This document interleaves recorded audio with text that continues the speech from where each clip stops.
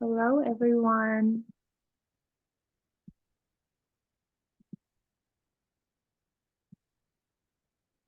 Hello, welcome to the event.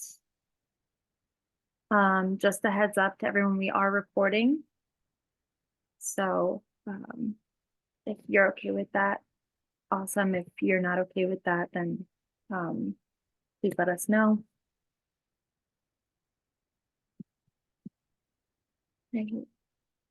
Oh, there's Magna. Hi, Lauren. Hi, Madeline. There's Lori. Yeah, I'm waving and I realized my camera wasn't on. Sorry. I had a Zoom earlier today and I turned the camera off then. Hi, everybody. Hi. Oh, hi, Madeline. Hi, Lori.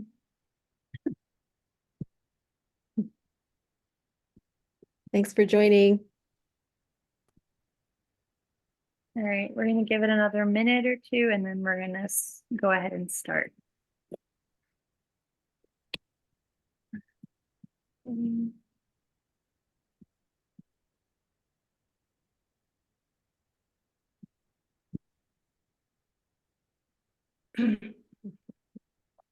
I think Claire might be joining us. Oh, here she comes. Welcome, Claire. Hello, everyone. Hi. I joined from India, so it's super early morning here. Oh. Oh my gosh. But I could not miss this, so Oh, so happy. Wow. All right, so I guess we can go ahead and start. Let me see.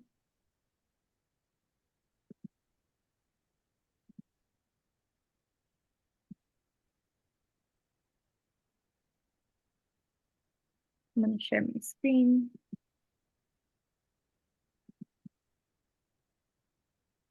Can everyone see? Yep. Great. All right.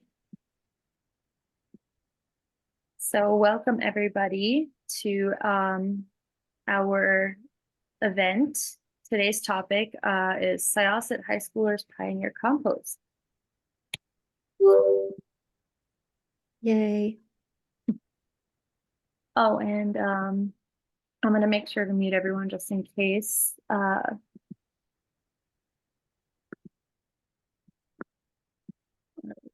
Thanks everybody for joining. Yes, thank you. So we're going to start off with some introductions. Then we're going to go right into our event, followed by a Q&A session, updates, and then closing remarks. So please put your name, location, work, or anything else you'd like to share about your interest in organics and composting in the chat. My name is Riddhi Greco. I am the co-director of the Long Island Organics Council. Happy to have you all here. Beth is my co-director. And yeah, then we have some other members on today, including Meghna and Mark. Unfortunately, Francesca could not join us today. She's under the weather, but this is our steering committee. Slowly growing. And I'm glad I don't look like that picture. and I don't look like that picture right now because of the time zone, so I'm not turning my camera on today. We're happy to have you.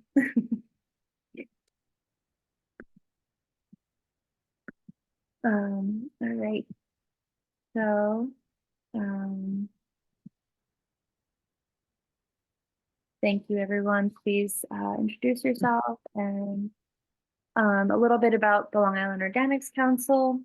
So our mission is to build a strong network from across Long Island, committed to the sustainable management of non-edible organic materials through all scales of composting, anaerobic digestion, and the beneficial use of compost. So we are Long Island's compost connector, more or less. So everyone who has a project or pilot on Long Island, our goal is to bring everyone together and have everyone in the know of what's happening on Long Island. So without further ado, we're introducing you today, Emily, Sue, and Riddhi Jain, pictured here from Syosset High School. They have started a pilot at their high school and had multiple families involved in getting backyard composters. So today they're going to tell you a little bit more about that. So without further ado, welcome Emily and Riddhi. I'm going to stop sharing so that you can share.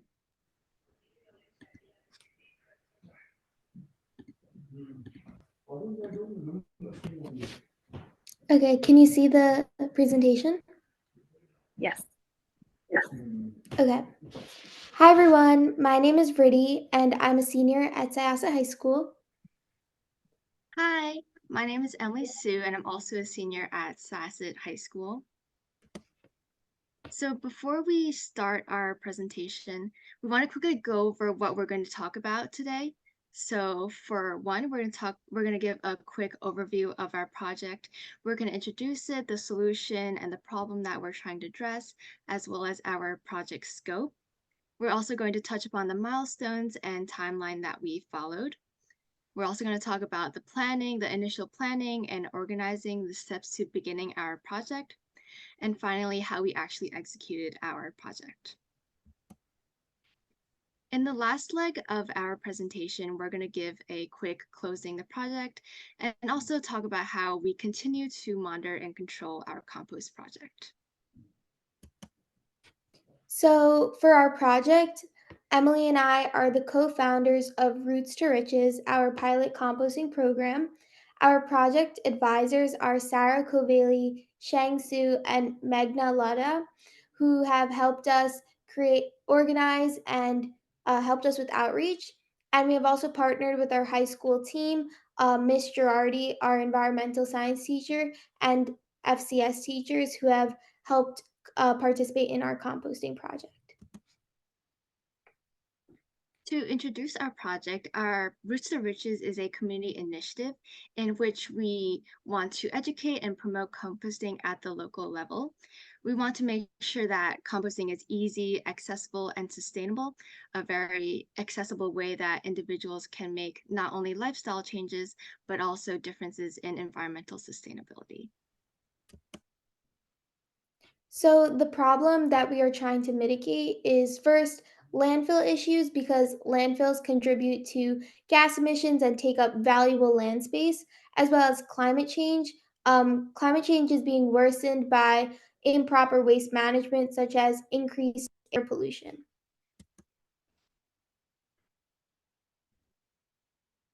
So composting serves as an alternate waste method of managing waste. And there are also many environmental benefits of composting. So for one, it reduces soil erosion, especially during times of high wind or there's tropical storms. This is very important for helping maintain biodiversity as well as preserving important habitats. It also prevents runoff and as well as the chemicals, protecting marine environments and organisms. And finally, by adding compost to your soil, you actually help provide nutrients. So decomposing organic waste, it provides nitrogen, phosphorus, and potassium. So in terms of our project scope, the main goals that we would like to achieve include spreading awareness and educating communities, as well as teaching composting, the basics and the benefits, as well as pushing to implement a composting program in our community. And we will present the town with data that we have collected throughout our program to hopefully help with this initiative to implement our system. Like Riddhi said, our main goal is to educate participants on climate issues as well as composting, hoping to improve environmental sustainability and provide a supportive and nurturing community. We also hope to be able to garner more interest and support for other environmental initiatives. And while we're running this program, we also hope to record important data so that hopefully we can push for the implementation of a compost system. So some of our milestones, our first milestone was our initial informational meeting where we introduced our project to interested residents. And after selecting our participants in our program, we hosted a bin pickup at a bin distribution site at the Syosset Woodbury Park. And then we taught our participants the basics of composting through informational Zoom sessions. And we sent out an initial data survey to see how much they know about composting. And later on, sent out weekly surveys to see what the volume of their compost. And currently, we are expanding to our school, Syosset High School, where we are having FCS rooms as well as faculty rooms participate in composting. For our timeline, we began thinking of this project May of last year, and this is when we began conducting our initial research. And so this is where we began reaching out to local environmental organizations, we began speaking to other environmental leaders, and began kind of taking a look at what compost programs were around us. In June, this is when we began our outreach and we published our website and social media pages. We also posted flyers at the library and also published our initial interest survey. In July, this is when we really began to meet our participants. We also held a compost bin distribution and we began teaching composting and also offering online courses. In August, this is when the actual composting began, and we also began collecting data through weekly surveys. We also helped solve compost problems through email. In October, this is when we received recognition from the town, and so earning a town citation, we were also mentioned in several news articles. So right now, we're working to continue monitoring compost and continue to help our participants begin to compost. We've also expanded to the Syosset High School, where we have a small compost system, and we hope to have compost demonstrations. So here are just some pictures throughout our journey with this program. So this is our initial flyer to see who all were interested. It had a QR code to our Google form. Here is us at a library program where we taught children about composting to get them interested and so that they would learn about what composting is. Here is one of our Zoom sessions where we explained what our project was and also gave more information about the bin distribution. And this is the bin distribution, the pickup, where our participants picked up their compost bins. This is an image of us receiving our citation from the Nassau County legislator. And in these two pictures, you see the compost bins that were set up in the FCS rooms, which are the cooking rooms in our schools. And we also have a large compost bin in the greenhouse of our school. Throughout the project, to maintain the quality of the composting experience, we based our success based off of 3 key metrics. So the first key metric we took a look at was participant satisfaction, whether their questions were being answered, whether they were satisfied with their compost. We surveyed this through our weekly survey as well as any participant email feedback. For number 2, we looked into monitoring and tracking our compost. This was also done during the weekly surveys, and we kind of tracked the quantitative and qualitative data of their compost. For number 3, risk management. This is more of the technological side, and so this is during Google meetings. We try to make sure they ran smoothly, make sure we replied promptly to emails. So, in terms of our project budget, most of it was funded through either participant contributions or our high school. So, we actually partnered with our environmental club at our high school, and using their funds, we were able to purchase a few compost bins to put in the greenhouse, as well as faculty and FCS rooms. And up here, you can see the compost bins that the participants purchase themselves. Moving on to how we actually executed this project, the first step was initiation. This is where we began contacting news outlets, libraries, teachers, and even our school superintendent to try and promote our project. In step 2, this is where we focused more on garnering interest, and using our interest form, we were able to gauge the interest in our community, whether or not everybody was interested in environmental sustainability. In step 3, this is where we actually held the informational sessions. Through these Zoom sessions, we basically introduced participants to our goal of this program and also answered any questions, provided next steps. And for step number 4, this is when we actually held our compost bin distribution. Through participant contributions, we were able to buy around 30 compost bins and other accessories, and this is where we distribute them as well as with any compost guides. After our distribution program, we had an informational Zoom session where we taught participants the basics of composting and gave them a guide about backyard composting and what the process is like. Then we sent out weekly surveys for data collection and to understand their experience, to gather data on compost volume and to see if there were any challenges that they were facing with this process. Like we stated earlier, we are currently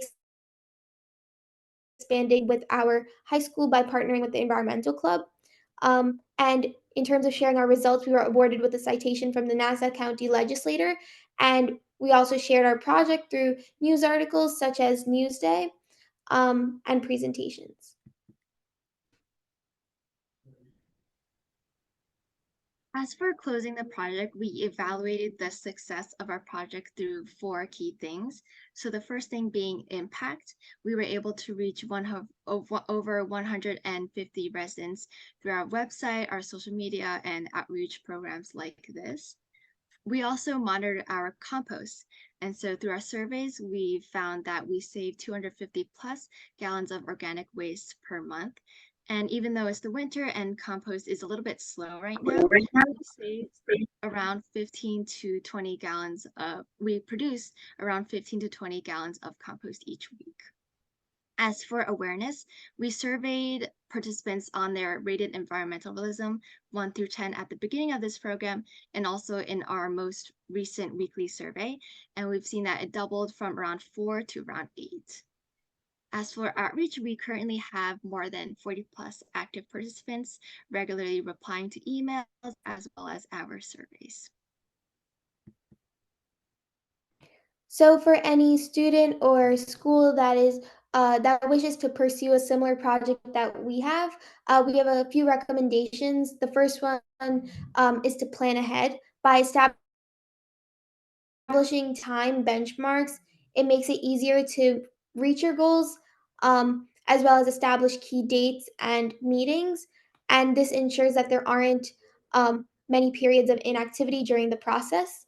Our second recommendation is to reach out.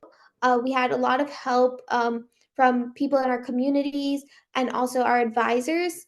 And we also collaborated with our libraries to gain more exposure to a younger demographic. And through this, we receive valuable feedback and insight. And our third recommendation is to be consistent and to have regular meetings to plan for any events or any next steps that need to be taken. We also sent out weekly emails to our participants to keep them engaged, and this helped participation in our project. Thank you for listening. If you guys have any questions, you can put them in the chat or just say them out loud and we'd be willing to answer them. Yes, it's time for Q&A. So please, anyone who would like to ask our speakers some questions, please go Are you ahead. sure? My question is, are you sure you girls are still in high school? That was pretty professional. Amazing. You're ready to take on the world. Yep, fantastic. Yes, amazing job. And I actually had another question. You said that you put bins in the faculty rooms and FSC room. I don't know what FSC room is, but I was wondering like who picks up from there? Did the teachers take it home or do you guys go and pick it up and bring it to your bins at home?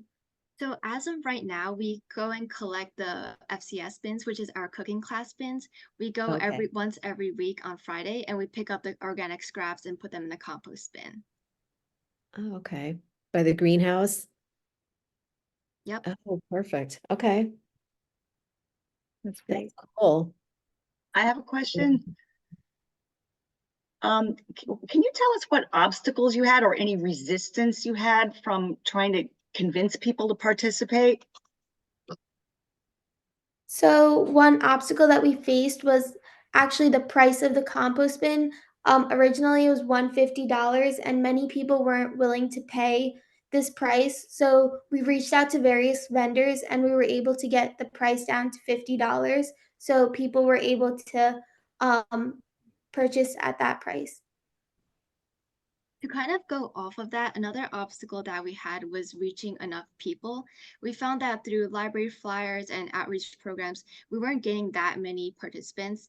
And so when we finally reached out to the school superintendent and the town, they were able to send mass emails, and then we were able to garner more support. That's great. And Valerie has a question. She said, this is an excellent presentation. Would you be willing to give it again to a community group? Yeah, we could definitely do this presentation again. What's the best way to reach you? You can email us. We can put our email in the chat. Yeah. I'll send you my contact information then in the chat. Thank you. Thank you. And Claire has a question. Oh, Claire, you're muted. Yep. Hi. I was wondering of the folks that joined the compost, would you say that most of them had a student that I'm going to say, really led the family through this versus sort of a random person, that was connected with the school somehow? It was mostly people that were connected to school and not so much the students. Looking at our survey demographics, it was actually more of the parents doing it, and the parents would have kids that would help them do it. I have another question. The collection that you do at the school in the bins in the rooms, are you finding that they're pretty clean, that they're really people have just put in organics and not other stuff? And then also, where do those get composted? So for your first question, we actually were anticipating that. And so we restricted it so that it was only in the faculty room, so only teachers access it. And the FCS rooms, we asked that only the teachers would be putting the organic waste inside of it.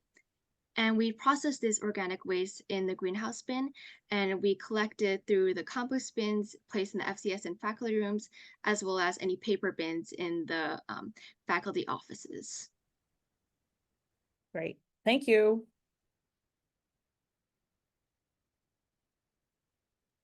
Have you thought about approaching the kitchens that prepare lunch to get some of their fruit and vegetable scraps? We're doing that right now in Wyandanch, and I just hired a young man actually through the labor department who's going to be picking up from the high school, middle school kitchens. If I can work out the middle school hours the difference in hours, to put into our compost area that we've been maintaining at the middle school. So our district food person is very willing to work with us on that. That's great that you're able to do that. But for us, that was actually our first idea. And when we contacted the kitchen, they said that they didn't really have any scraps and that most of the stuff was off-site. And so they didn't have any organic compost. Oh. So they're not preparing the meals on site then. That's interesting. That's what we heard from the Riley School also in Riverhead, that they order food like already prepared and they don't really have that many scraps, but whatever they do, they are composting. We thought they were the only ones, so now Wyandanch will be the second one. Yeah, well, I hope to set that up in September. I talked with Gabby, but it was a matter of finding someone who was able to pick it up and bring it over. So I actually have to buy a cart so that if buckets are heavy, he doesn't have to hand carry them from the high school because that's a little bit of a distance. But the two buildings are on the same campus, so that's why we can collect from there, not from the elementary. But we were supposed to start doing some composting at the elementary. We got a grant for it. Unfortunately, it's going through the school district and there's nobody there handling grants at the moment. So nothing has actually happened. And I have to, at some point, get back on that and get them to spend the money, basically. But I do have a tumbler that I intend to bring over there. And I actually have one left that I promised to our library. Our new adult librarian is going to give a composting session herself. She knows all about this stuff and I'm thrilled.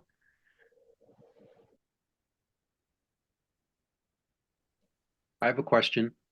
How did the two of you become interested in composting? Was it a part of your school curriculum or did you learn of it outside of school? So in 11th grade last year, we both took AP Environmental Science, and this is like a topic that came up, and we both knew we were interested in environmental sustainability. So we reached out to each other and we decided to do this program.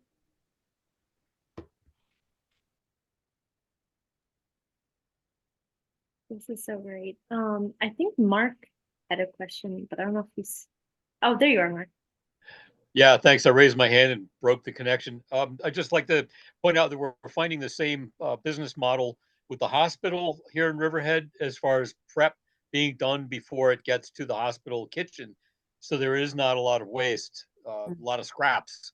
So I'm wondering if we should start looking upstream for the prep facilities, whoever those might be. I don't even know. So maybe we should be contacting them next as and finding out what their sourcing is, the hospitals and the school sourcing is, to find out where the actual carrot peels are winding up. Well, we set up sort of a community drop-off location outside the gate at the middle school. So, and we tried to publicize that so that, and gave people like kitchen containers that they could, if they don't want to compost themselves, they can drop it in the buckets there and we periodically empty them into our compost area. So they don't have to worry about when school is open because it's outside the gate that does get locked. But we're finding there's somebody who I think is even, I don't even think she's local, who fills up our 2 buckets, the big orange Home Depot buckets, with chopped up vegetables. And I'm like, I don't know who this lady is who spends all that time chopping stuff up, but it's pretty amazing.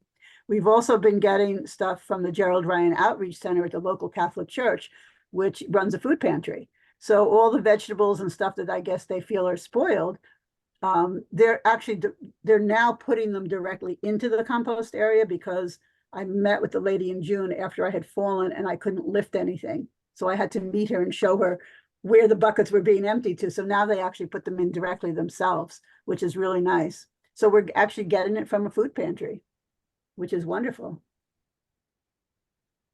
That's really great. At the Wyandanch school, it goes. Right, at the middle school, our compost area is at the middle school because we used to have a large garden there until they destroyed it. School district, baseball. Yeah, that's another thing is I know on the back end of the kitchens, it seems there's not much waste. Lauren, who left, she said a possible vendor would be Cisco. And actually that's what I was thinking is like reaching out to those vendors. And I know Cisco is a major vendor on Long Island for cafeterias or for food prep. So that could be, you know, a thought. I mean, they're a major company, so I don't know how much of an impact we can make there, but maybe there are local companies as well that we could work with. But that's definitely some food for thought. Another thing I was thinking of is when the kids are mandated to have, you know, I'll have an apple or I'll have a banana or something like that with their food. And I'm sure most of those go uneaten. What happens then? I think that, I'm sure we can't trust elementary school kids to all get it right, but there is, and we did a meeting on this back last year with Bethlehem schools, but they had a whole system in place to help kids properly, uh, separate their food scraps. Like there's a program within the school. So, it's our dream to basically see that on Long Island next, but I wonder if Syosset, I know you girls are graduating, but maybe that's, something you can kind of pass on, as you leave, is have some type of, next steps or goal plan for the school. Are you familiar with Bethlehem schools, Riddhi or Emily? No, it's upstate. I don't think they would be. Yeah, I only asked because I think Megna was on that call, or maybe we talked to her about it, but I would love to connect you girls to some of the people up there, because that could be something that Syosset, since you're already starting something at the school involving compost, that could be a good next step. Yeah, that's what we were thinking about at the elementary level for at least the grades 3 to 5, because in Wyandanch, they have a program that I believe has been grant funded for some years, where the kids several days a week get fruit before they go home. And so we were thinking at that point, collecting the apple cores and stuff like that, to use composting there at the elementary school. And then I was hoping to set up worm bins for the first and second graders. That is not going to happen right away because of construction and the first and second graders probably being relocated to portable classrooms for a couple of years until the new building is built, because pre-K and K are not allowed to be in portables. They have to have rooms with bathrooms and so forth. A lot of state ed rules. But I'll tell you, but it's funny because they like worms at that age. Second graders love worms. I still get third graders stopping me in the hall. Oh, you're the one who came to visit my classroom with the worms. Yeah, I got to be the worm lady. What can I say? And here's the funny part. One of the second grade teachers has chickens at home. And so all her kids know when I come to the door, I'm there to pick up my little bucket of chicken poo. That also goes in our compost. It's very funny when I walk in there. Oh, Miss Lori's here. That's so great. But that leaves a lasting impact as well, so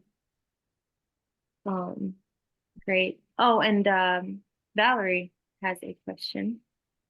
Yes, I was wondering if Emily and Rita, I'm not sure I'm pronouncing your name right. Can you speak for a few minutes as to how you approach the Town of Oyster Bay Town Board, and how did you get their interest? Because this is a key part of raising awareness, is getting political people to get behind something very concrete that could work on a larger scale, a pilot project. Very often projects like these go nowhere because no one can get past a political board. So if you could talk to that, I'd really be interested to see what you've learned. So, you cut out in the middle of your question, but from what I understand, we reached out to the town environmental specialist. We called her a few times and emailed her about like what our project is and how she can help. It took us a while for her to reach out to us again, but after we had shown her that we had reached out to almost 200 participants who were interested in our program through our interest form that our superintendent had sent out a mass email, she was more interested in our program as she saw that like it was worth pursuing. So then she reached out to us more, and we set up like weekly meetings with her to also keep her engaged. So yeah. So I Excellent. think the main thing is that to make sure you already have something running, that you already have some interest. And then after that, it's just maintaining that interest and maintaining that you're actually working hard on it. Excellent. Thank you. Does anyone have any other questions before we continue? And Magna is Riddhi's mom, and I think she helped play a little role there too in facilitating the discussions with the town. Yep.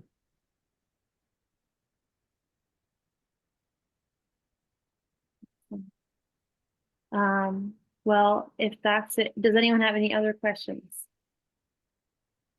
Last call.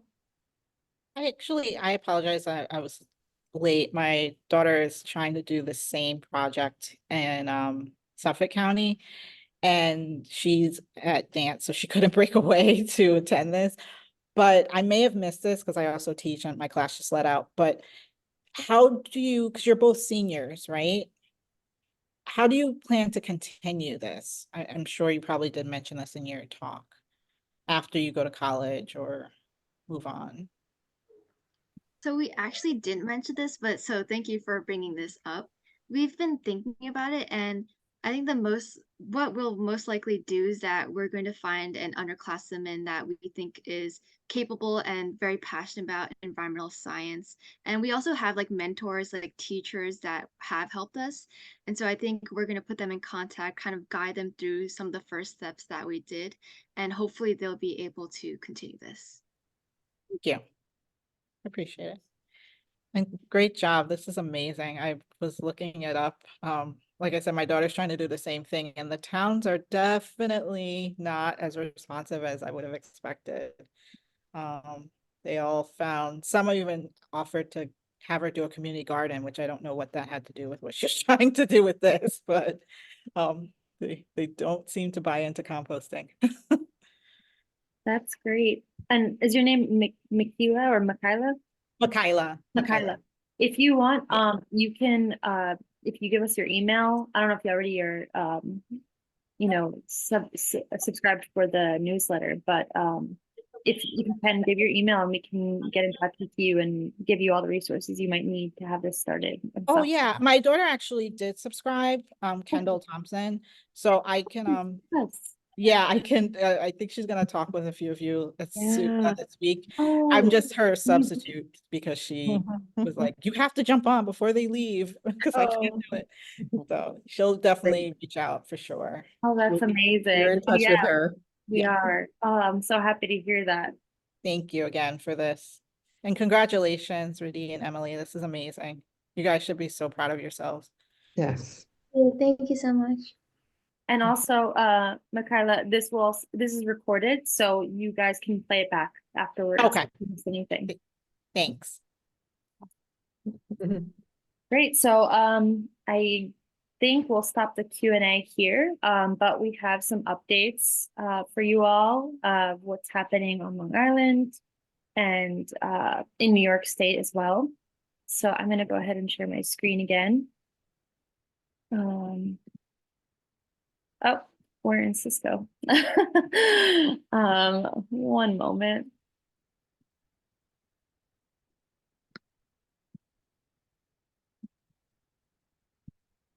Can everyone see the presentation again?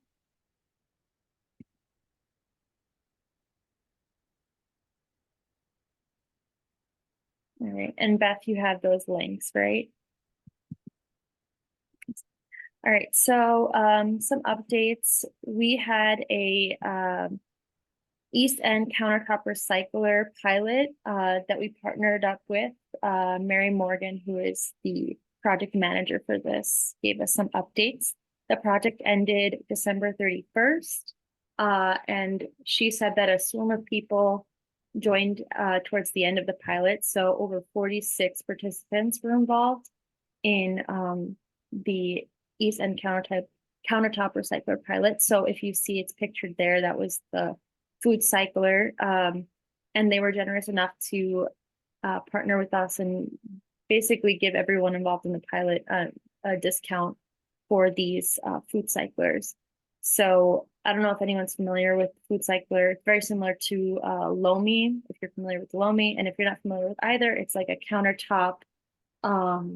It's the size of, I would say, a air purifier or a humidifier, and it basically converts food scraps into a tea-like substance. So it's dried out and it's used as a soil amendment. So that was what we had for this pilot, and it was very successful. Over 6 drop-off locations are available for those participating in the pilot. I'm pretty sure they're still available. So we will mention those in our newsletter if you didn't already see it. Now, the next update. So large generators on Long Island. So large generators being large generators of waste. Now, someone from our Riverhead pilot, the first municipal food scrap drop-off that we have on Long Island in Riverhead, someone from that pilot's team, Lisa Gavales, who we're working with, she is partnering with CET, which is part of the DEC, and they aim to have large generators to comply with the law. Mark, I know, can speak a little more on this. So Mark, if you want to chime in here. The Center for Ecotechnology, they're a nonprofit. I guess they're working with the DEC. Yeah, and it's a large outfit. They've got 90 people on the payroll. So if you want, I guess, so if you would like a model of a successful nonprofit, I think that's a good place to go too. I think we have a lot more to learn from them as we go along. Definitely. So, yeah, the NFUC is involved to help Sally Rowland at DEC. So Sally Rowland,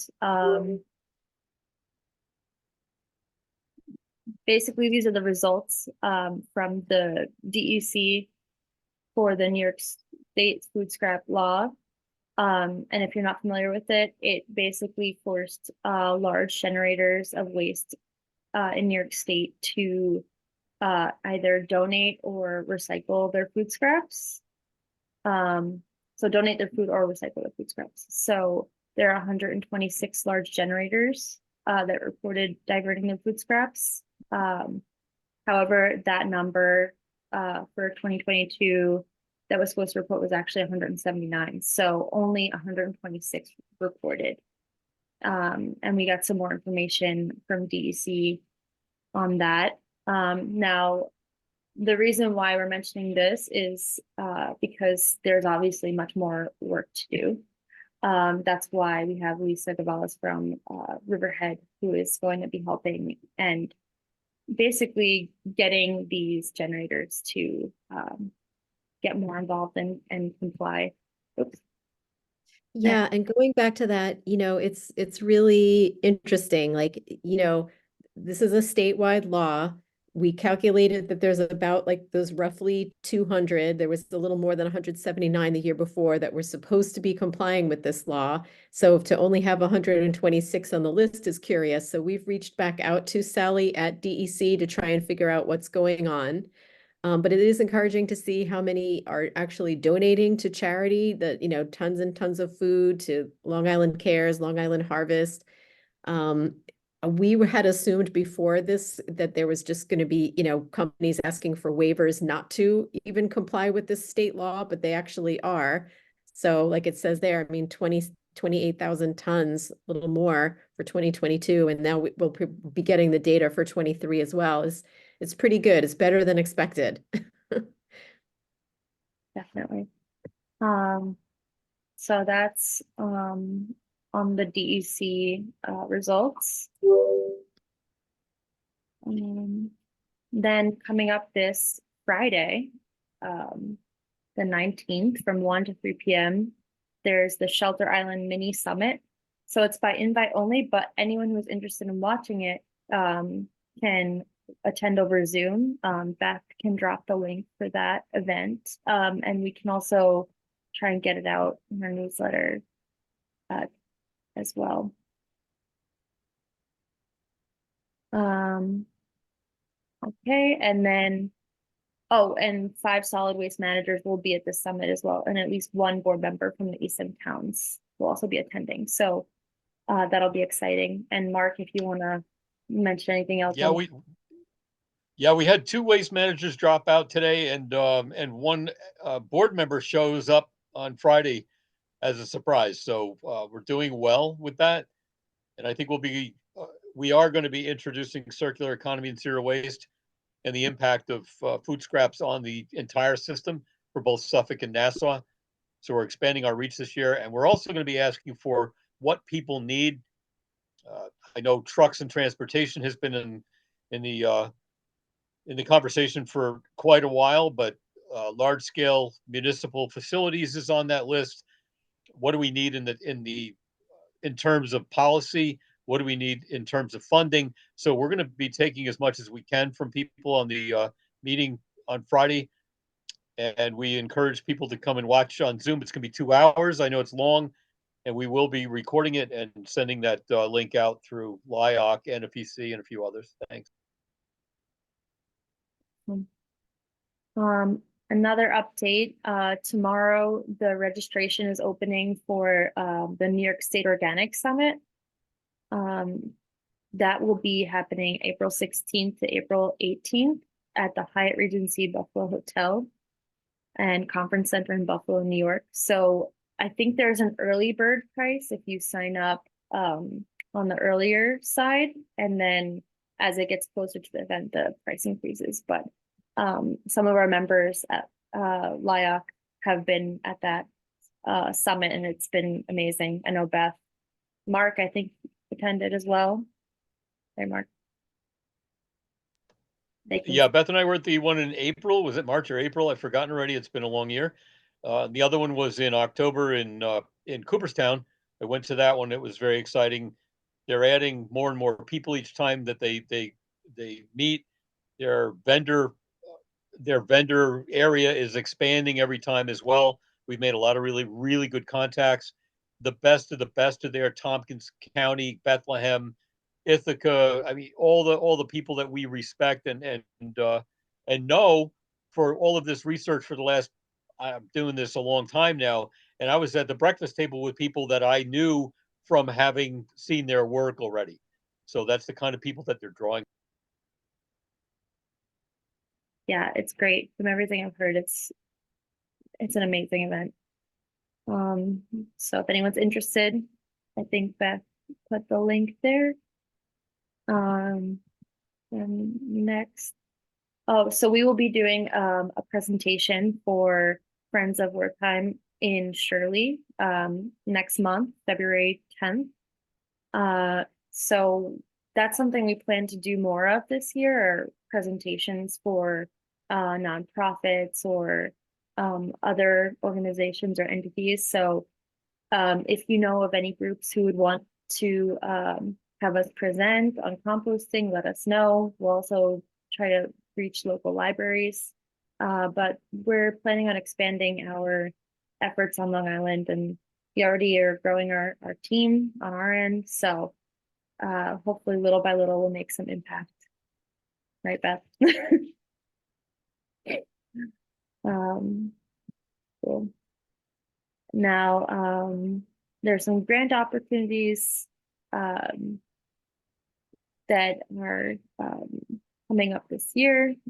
The deadline for the EPA's Office of Environmental Justice and External Civil Rights is November 21st, 2024. There's about $2 billion in funding available, and it's meant to help community-driven projects that deploy clean energy, strengthen climate resilience, and build capacity for communities to tackle environmental and climate justice challenges. So this is something hopefully we can partner with someone on Long Island to apply for.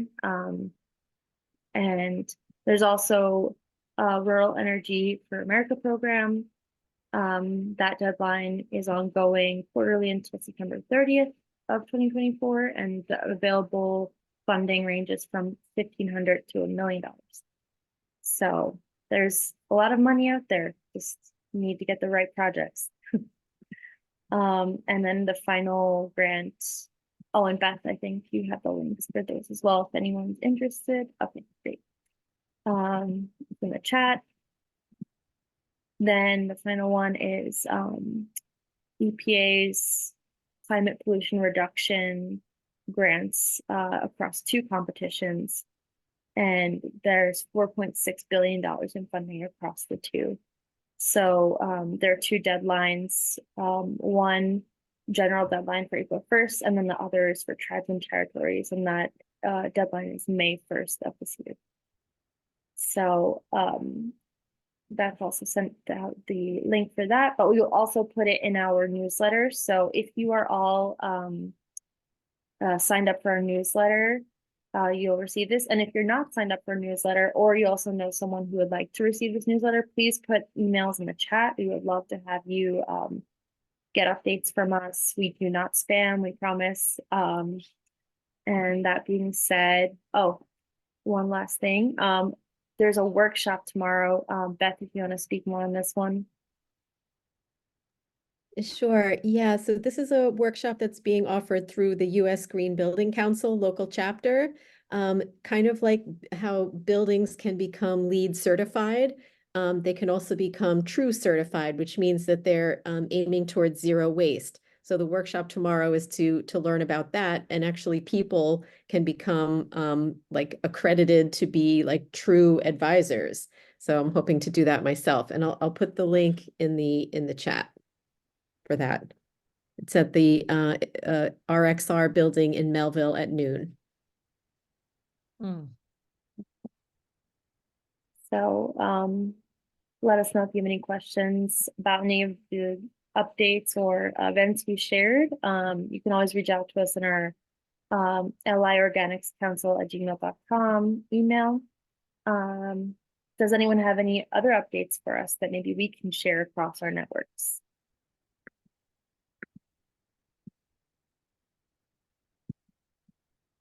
All right. If not, you can always email us as well. We are still looking for more volunteers as we grow, so we can get all of the good work done. And that could be at any capacity, whether it's just, once in a while, or if it's more hands-on on our steering committee. We're happy to have more people on board with us. That being said, thank you for joining us. We're planning another meeting for March of this year. We typically do our meetings every other month. So we'll keep you posted on what's coming next. Yeah, and I just want to add too, we've been really happy like the last couple of months to be like helping to serve as sort of, our Judy said at the beginning, our role is to be a connector. And we had Lauren, who was on here before, who's hoping to start, a food scrap drop-off site in her community.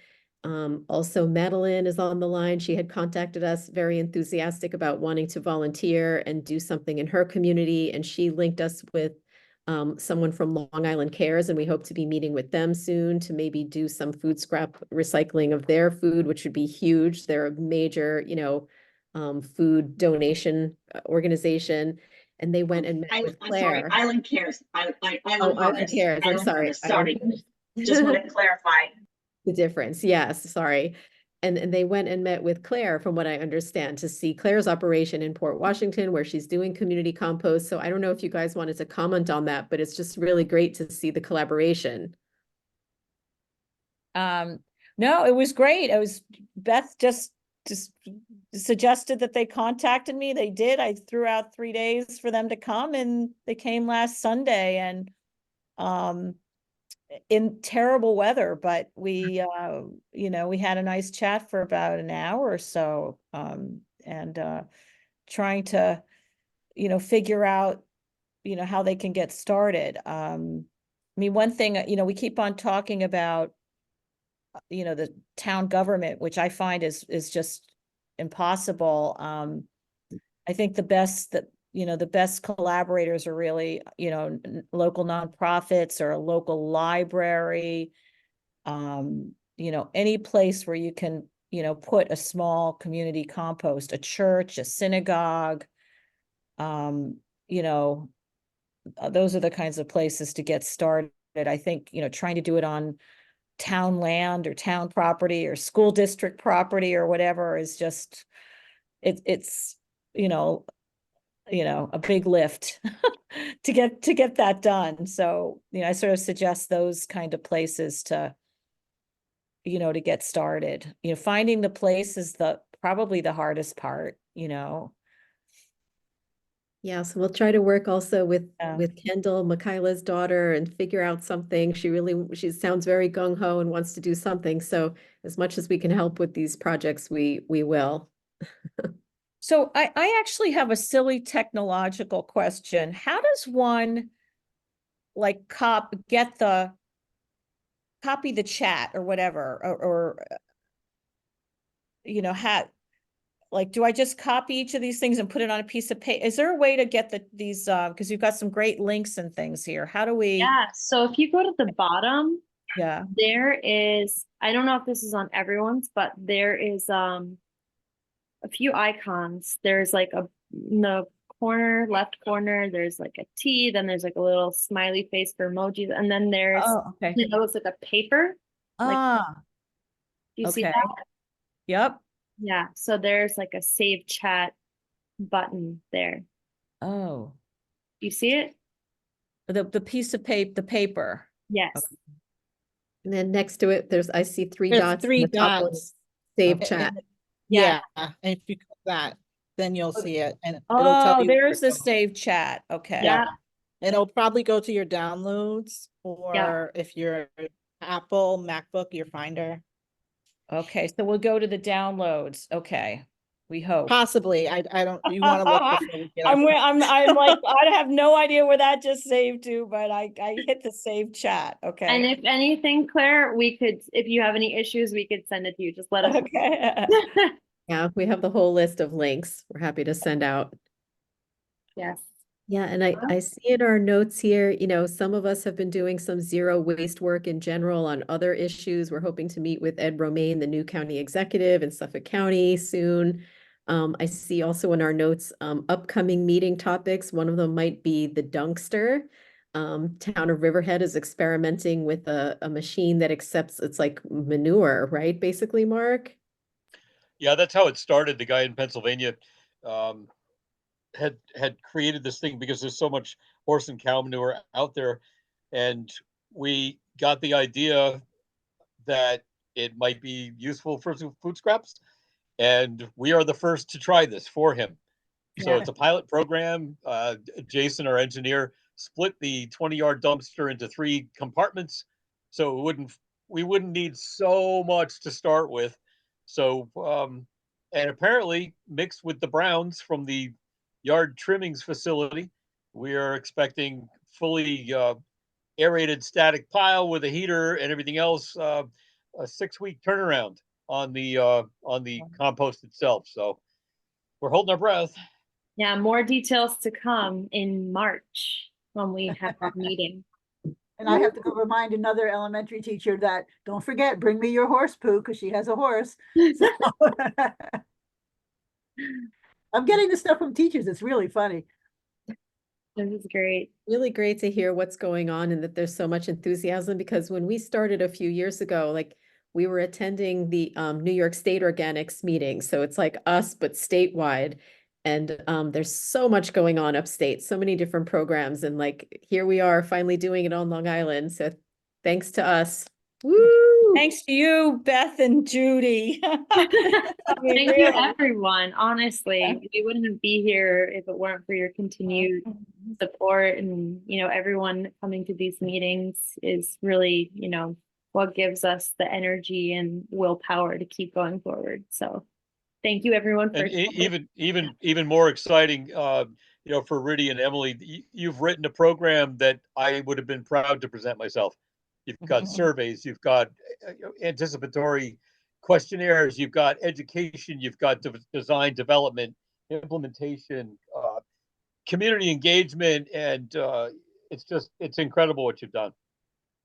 Yes, and big thank you to Riddhi and Emily. You guys were amazing and so inspiring. Thank you for, all of your great work. We're so proud of your efforts that you made on Long Island, and we're proud to be able to showcase that to Now, everyone. you are recording this, so what happens to that recording? We're gonna upload it and send it out via newsletter, and they'll be on YouTube as well. Yeah, $9.99. No, I just All our wanted to share meetings it with are on my high YouTube. school kids. Yeah, can show it. All our meetings are on YouTube. You can show the students. Absolutely. Yeah, you can watch all of our previous meetings as of about 1.5 years ago on YouTube. All right, everyone. Thank you so much for your time. Thank you for coming. Thank you, Riddhi and Emily, once again for your amazing and inspiring presentation. And we hope to see you all very soon. Thank you. Thank